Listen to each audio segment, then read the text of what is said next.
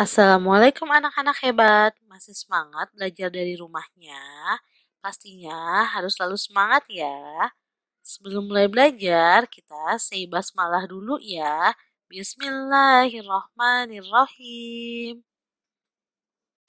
Hari ini kita akan belajar tematik tema 2 selalu berhemat energi. Subtema 2 sumber energi muatan PPKN.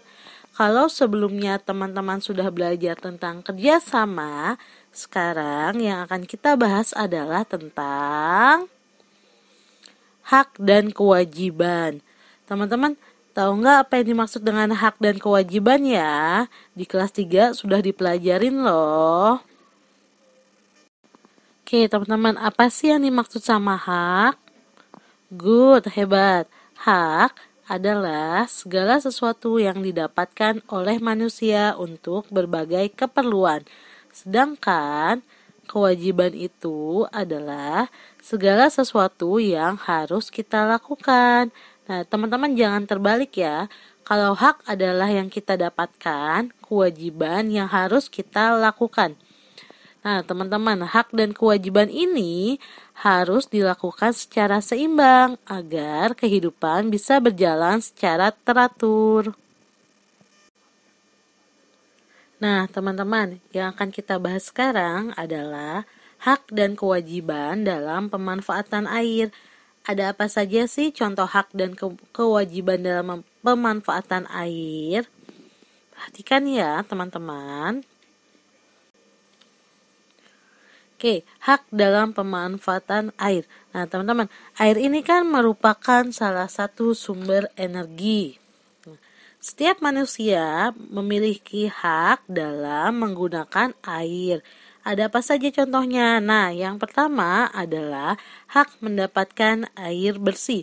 Kita berhak untuk mendapatkan air bersih. Bisa untuk apa? Bisa untuk segala hal, makan, untuk minum, mandi, mencuci pakaian, mencuci piring.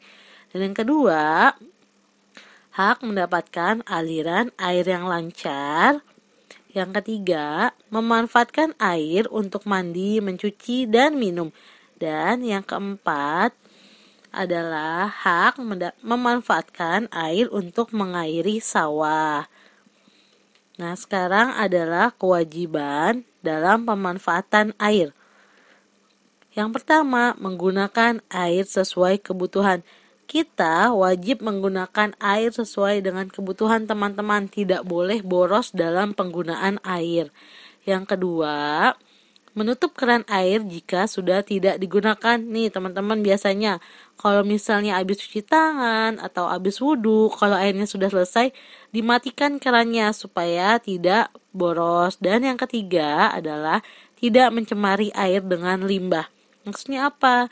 Tidak membuang zat-zat kimia ke dalam air. Karena kalau air yang sudah dicemari dengan limbah tidak bisa kita gunakan lagi, teman-teman.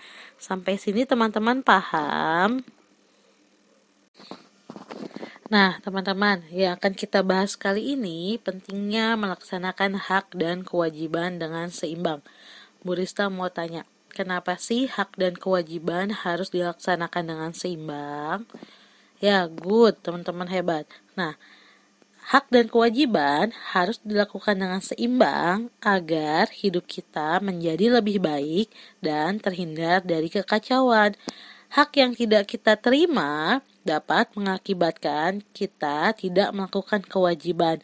Sebaliknya, misalnya nih teman-teman, kewajiban yang tidak kita lakukan, maka kita tidak akan mendapatkan hak.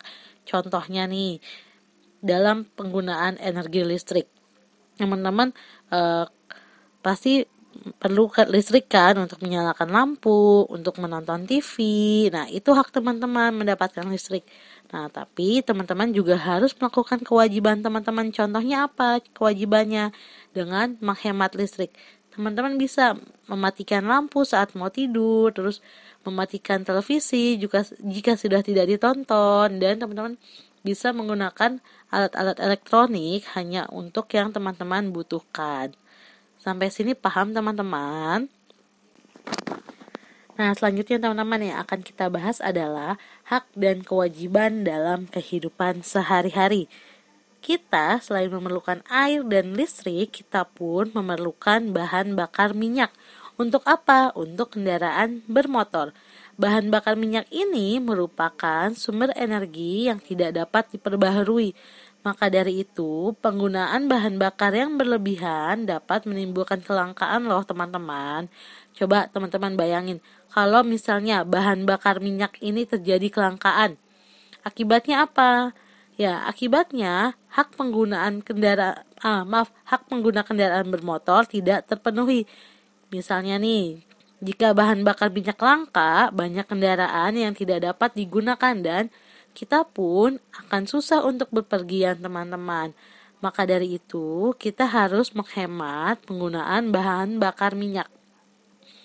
Salah satu cara menghematnya dengan apa? Misalnya teman-teman ingin berpergiannya hanya dekat, hanya ke warung atau ke rumah teman. Teman-teman bisa menempuhnya dengan berjalan kaki atau menggunakan sepeda. Dan teman-teman hanya menggunakan kendaraan bermotor untuk perjalanan yang jarak tempuhnya itu jauh. Sampai sini paham teman-teman? Setelah teman-teman paham dan teman-teman sudah menyimak pembelajaran tadi, Bu Rista punya tugas nih buat teman-teman. Tugasnya apa? Teman-teman buka ya buku tematiknya yang tema 2, kerjakan halaman 13 dan halaman 14. Oke, terima kasih ya teman-teman sudah menyimak pembelajaran hari ini. Kalau teman-teman belum paham, teman-teman bisa bertanya ke Bu Rista untuk 4A, ke Bu Aminah untuk 4B, dan ke Bu Diana untuk 4C. Terima kasih teman-teman sudah menyimak pembelajaran hari ini. Jangan lupa say hamdalah. Alhamdulillahirabbil alamin. See you teman-teman di pembelajaran berikutnya.